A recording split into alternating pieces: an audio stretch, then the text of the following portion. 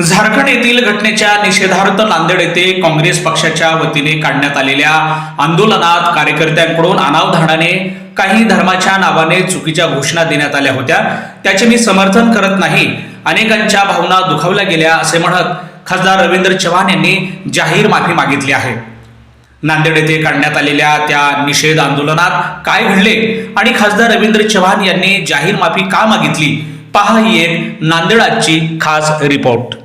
आमचे नेते श्री मल्लिकार्जुनजी खरगे साहेब यांच्या झारखंड इथे झालेल्या घटनेच्या निषेधात आम्ही नांदेडला पक्षाच्या वतीने निषेध आंदोलन त्या ठिकाणी केलेलं होतं आणि त्या आंदोलनामध्ये काही कार्यकर्त्यांनी अनावधानाने काही विशिष्ट धर्माच्या नावावर चुकीच्या निषेध घोषणा त्या ठिकाणी दिलेल्या होत्या।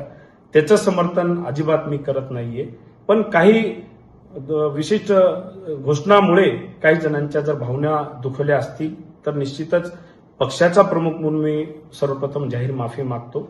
मात्र तो निषेध हिंदू धर्माचा नव्हता, तर धर्माच्या मागे लपून राजकारण करणाऱ्या काही विशिष्ट लोकांचा तो निषेध होता। माझे आजोबा कैलासवासी बळवंतरावजी चव्हाण असतील, स्वर्गीय दिवंगत खासदार वसंतरावजी चव्हाण साहेब असतील, यांनी घालून दिलेल्या सर्व धर्म स्वभाव या नीतीवरच आम्ही या ठिकाणी राजकारण करत आहोत आणि अनेक वर्ष आम्ही वारकरी संप्रदायाचे अनेक मोठे मोठे मेळावे या ठिकाणी घेत आहोत। पण धर्माच्या आडून जर कोण राजकारण करत असेल तर निश्चितच याही पुढे आम्ही त्यांना प्रश्न विचारल्याशिवाय राहणार नाही।